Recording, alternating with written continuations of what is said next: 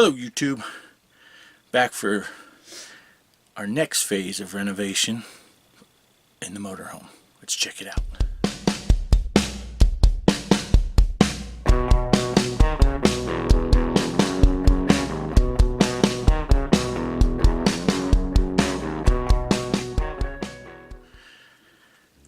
Okay, so I'm a little out of breath right now because I just carried in our newest piece of equipment for the motorhome. Let me show you what we got over here. It's a box with red tape. A box with red tape. And if you look up here, there's the shipping label and all that. It says Tesla. This is a battery pack out of a Tesla Model X. It's a lithium battery. Like I said, I'm a little out of breath because I carried it in from the car. This battery weighs in at 55 pounds. However, it's got the same amount of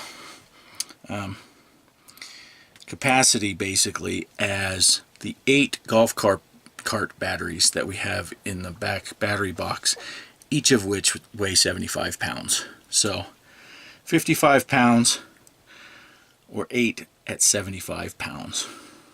So you do the math. I'll do the math. That's 600 pounds. This is 55 pounds. So much better. And it's lithium. So we're going to install this thing and all the equipment inside instead of out in the battery box. And I'll give you a quick why it's going inside.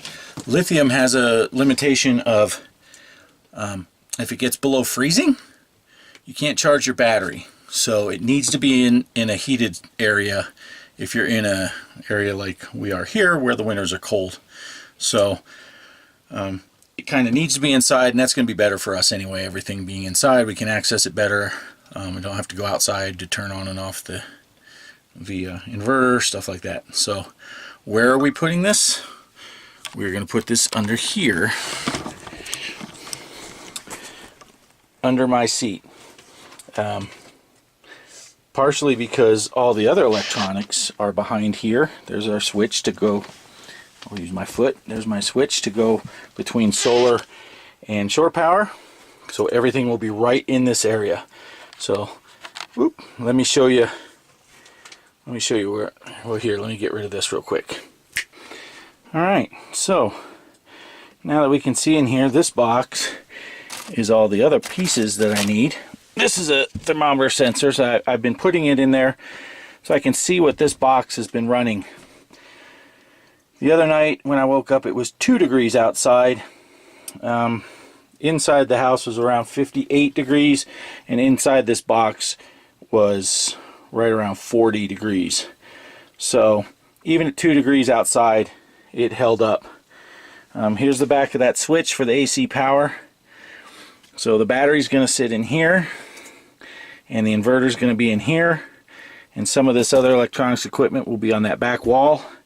And then all I have to do is get power from here to here instead of running all the way to the back. So I will cut back and forth and show you as I'm adding stuff. So stick with me. Okay, so I got the battery out of the box.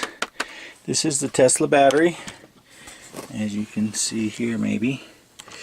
Tesla 1014556-00-A. Tesla batteries, in case you don't know, you can kind of see here, there are a bunch of batteries that are a little bit bigger than AA size batteries, all run in series to get the proper voltage. And there are 6 individual cells inside of this battery. And these leads here are for a battery management system, so you can make sure that they're balanced. I don't have a balancer yet. I've seen people online that use these batteries for their RV with solar and all that. And the one guy's gone a year, and it's never gotten out of balance more than 0.01 volts. So I'm not too worried about getting one like this week, but eventually I'll get a balancer. So But that's the size of the battery, and now I just got to figure out exactly how I'm going to mount it in there and get this thing going. So I'll be right back. Okay, so I got the battery in its final spot.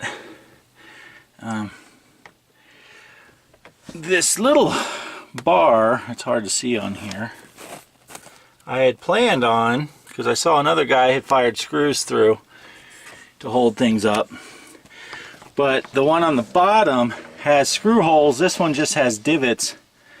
So I was looking for some strapping material, and I found the old seat belts we took off from the floor project. So I screwed the seat belt into the brace on the bottom, put the battery on top of it, wrapped it around, and screwed it in here.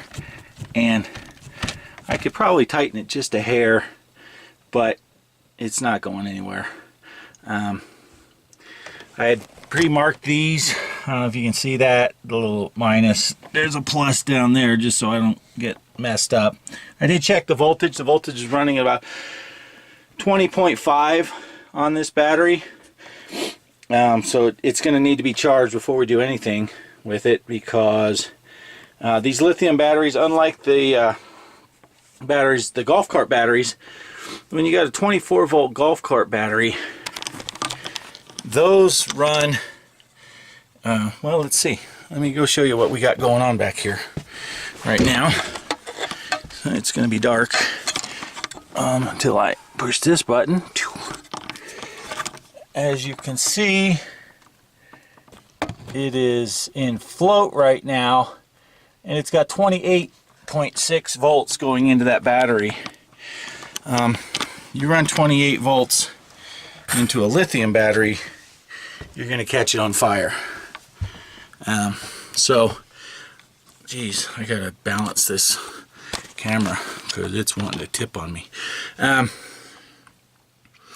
have to reset my charge controller to work with this lithium battery. I'm going to set it at 24.4 volts is the maximum that it'll put into the battery.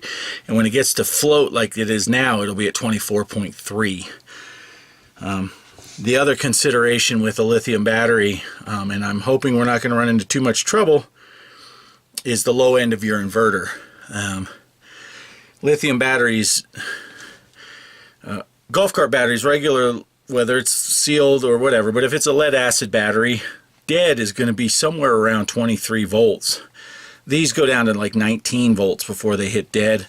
That could be below the bottom threshold of my inverter, which means the inverter could kick off before we use up all the battery life. We watched another YouTuber who actually was using this battery pack and he took it out because of that. We won't be doing that. If push comes to shove, I'll get a new inverter. But yeah, so that's where the battery's going to sit. I'll probably tighten up that cord, I don't know. And I'm going to go ahead and start mounting some more of the hardware.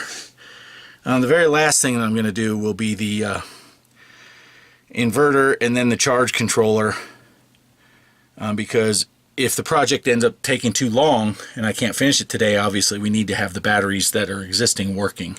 So this might be a 2-day project, get most of the stuff set, and then tomorrow move the inverter and the charge controller into here. Instead of in the bedroom, it's going to mount over here closer. So stick with me, see what we get done. Okay, done a little bit of stuff.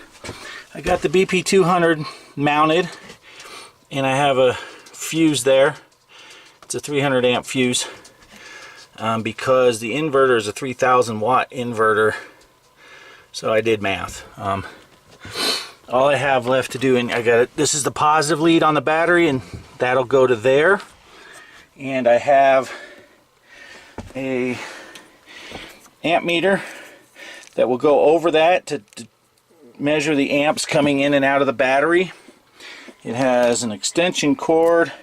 I drilled a hole through here, and I mounted my 2 meters, which kind of unfortunately boogered up the wall, but we'll see what we can do. This is just a plain old, this is the amp meter. It'll read how many amps, and this one is a percentage of battery meter. It will say how much charge, and it has a temperature probe. So I'll be able to just look right on here and see what the temperature is inside the battery box. So for today, all I have to do, I'm going to connect this up, hook the negative line from there to here, and hook up that's 2 meters. And that's all I'm going to do for today. Tomorrow will be putting the inverter, which is going to mount on this wall. I got to put a piece of wood on here. I want to keep the carpet on for insulation, but I want to mount that on there and the charge controller, and then this project will be done.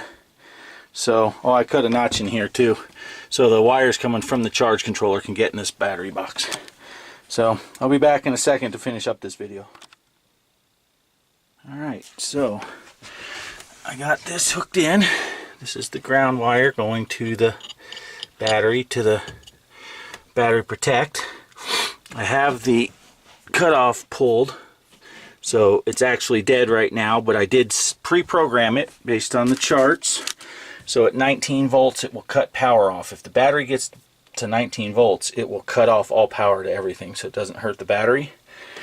These wires, this is the loop sensor down there for the amps, and this is the positive and negative extension going to the voltmeter.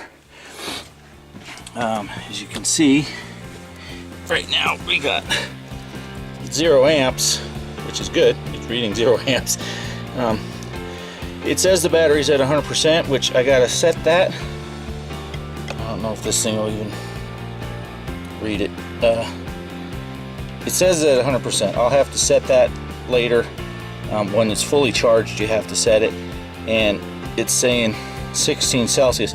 One thing I did know about this meter is it only reads in Celsius, so it's going to teach me how to read Celsius and stuff.